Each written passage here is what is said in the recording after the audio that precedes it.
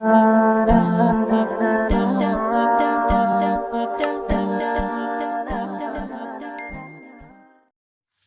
چند، پیدائش 1880،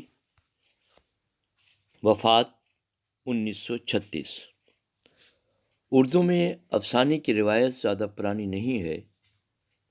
افسانہ مغرب کے اثر سے آیا اور بہت کم عرصے میں نثر کی تقریباً تمام تخلیقی اصناف پر غالب آ گیا اور ادبی حلقوں میں مقبول ترین صنف تسلیم کیا جانے لگا۔ اردو افسانے کی تاریخ میں پریم چند کا نام بڑی اہمیت کا حامل ہے۔ پریم چند افسانے کا رہنما ہے کیونکہ پریم چند نے افسانے کو فن دیا اور اس فن کی تعمیر بھی کی۔ پریم چند کا اصل نام دھنپت رائے تھا۔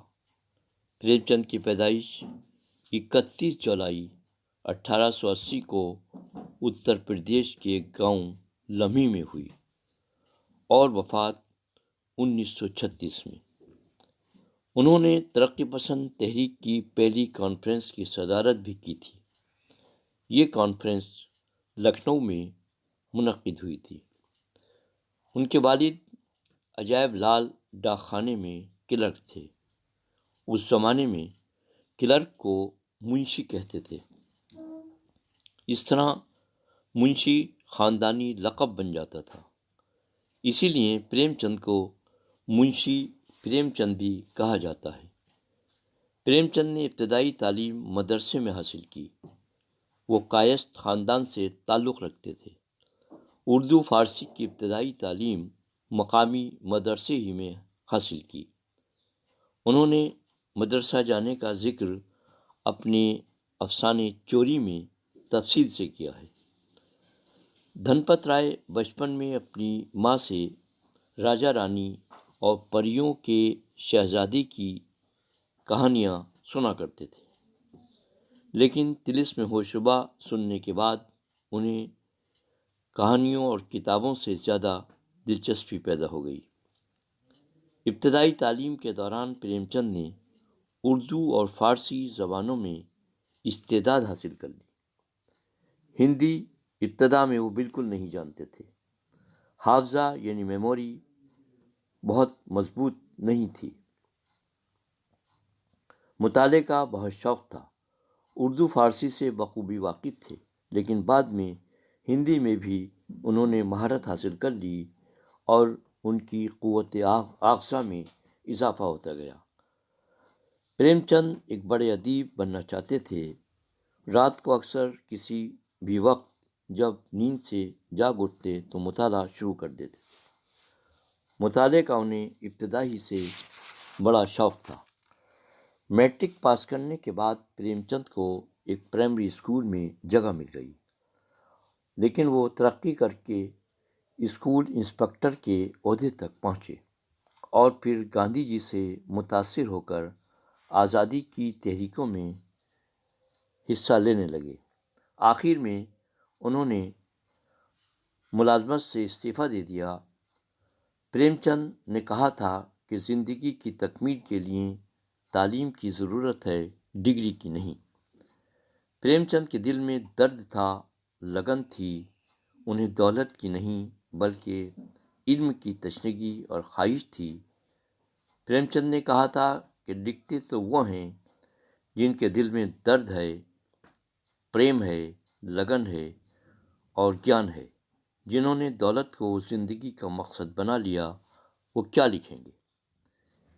پریم چند نے کہانیوں سے پہلے ناول لکھنا شروع کیا، لیکن لکھنے کا آغاز انہوں نے بہت پہلے کر دیا تھا۔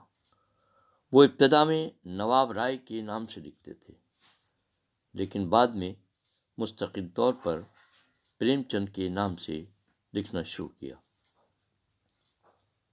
پریم چند دونوں زبانوں میں لکھتے تھے۔ ہندی میں بھی لکھتے تھے اور اردو میں بھی لکھتے تھے۔ کبھی ہندی میں لکھ کر اس کا ترجمہ اردو میں کرتے تھے، کبھی اردو میں لکھ کر اس کا ترجمہ ہندی میں کرتے تھے۔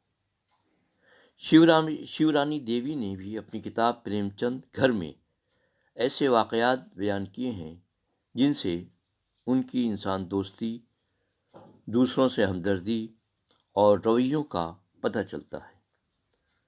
دیا نارائن نگم، ایڈیٹر زمانہ کانپور سے ان کے گہرے مراسم تھے۔ پریم چند کی بہت سی کہانیاں زمانہ کانپور میں ہی شائع ہوئیں۔ پریم چند نے اپنی ادبی زندگی کا آغاز ناول سے کیا، افسانے بعد میں لکھے۔ ان کا پہلا افسانہ دنیا کا سب سے انمول رتن، جو 1908 میں زمانہ کانپور میں شائع ہوا۔ اس کے بعد سوز وطن، جو کہانیوں کا مجموعہ ہے، منظر عام پر آیا۔ اس مجموعے میں 5 افسانے شامل ہیں۔ پریم چند کا عہد انگریزوں کا زمانہ تھا۔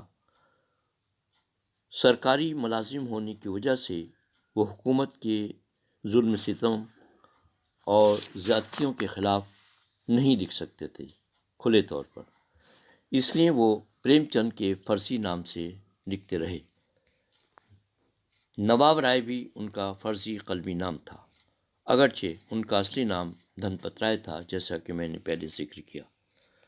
سوز وطن کو حکومت نے ضبط کر لیا۔ اگرچہ ان افسانوں میں اصلاح پسندی کا جذبہ کار فرما تھا، لیکن انگریز حکمرانوں نے سوز وطن پر پابندی لگا دی۔ پھر بھی پریم چند کے قلم کا سفر جاری رہا۔ پریم چند نے تقریباً 12 ناول اور 300 افسانے لکھے۔ ان کے افسانے مسلسل شائع ہوتے رہے۔ پریم پچیسی، خاک پروانہ، آخری تحفہ، زاد راہ کے نام سے ان کے افسانوں کے مجموعے شائع ہوئے۔ پریم چند کی کہانیوں کا مرکز و محور انسان دوستی اور سماجی ہمدردی ہے۔ اگرچہ انہوں نے دیہات کے لوگوں کے مسائل، سماجی اور طبقاتی کشمکش اور آزادی کی تحریکوں کو اپنے افسانوں کا موضوع بنایا۔ ان کی کہانیوں کے پلاٹ منظم اور کردار جیتے جاگتے محسوس ہوتے ہیں۔ وہ اپنی تحریروں کے ذریعے غریبوں پر مظالم، سرمایہ داروں کی زیادتیوں اور اونچ نیچ کے فرق کو ختم کرنا چاہتے تھے۔ وہ اپنی کہانیوں کے کلائمیکس میں سچائی کی جیت اور برائی کو غیر فطری عمل بتاتے ہیں۔ پریم چند کی زبان سادہ، سلیس، عام فہم اور معیاری ہے۔ تصنع و بناوٹ سے قطع نظر، انہوں نے اردو کے افسانوی ادب کو ایک شگفتہ اسلوب عطا کیا۔ پریم چند کے اہم افسانوں میں سوتیلی ماں، گلی ڈنڈا، نمک کا داروغہ، زیور کا ڈبہ، خون سفید، ستیہ گرہ اور بڑے گھر کی بیٹی، نوک جھونک، پوس کی رات، نجات اور کفن جیسے اہم افسانے شامل ہیں۔ کفن پریم چند کا آخری افسانہ ہے۔ یہ افسانہ ان کے فن کا شاہکار نمونہ ہے۔ پریم چند کے معاصرین میں سجاد حیدر یلترم، اپیندر ناتھ اشک اور سدرشن کے نام سامنے آتے ہیں۔ پریم چند کے یہاں حقیقت پسندی نمایاں طور پر نظر آتی ہے۔ 1936 میں ترقی پسند مصنفین کے اجلاس کی صدارت کرتے ہوئے انہوں نے کہا تھا، ہماری کسوٹی پر وہ ادب پورا اترے گا جس میں تفکر ہو، آزادی کا جذبہ ہو، حسن کا جوہر ہو، آزادی کی روح ہو، زندگی کی حقیقتوں کی روشنی ہو، جو ہم میں حرکت، ہنگامہ اور بے چینی پیدا کرے۔ سلائے نہیں، کیونکہ اب زیادہ سونا موت کی علامت ہے۔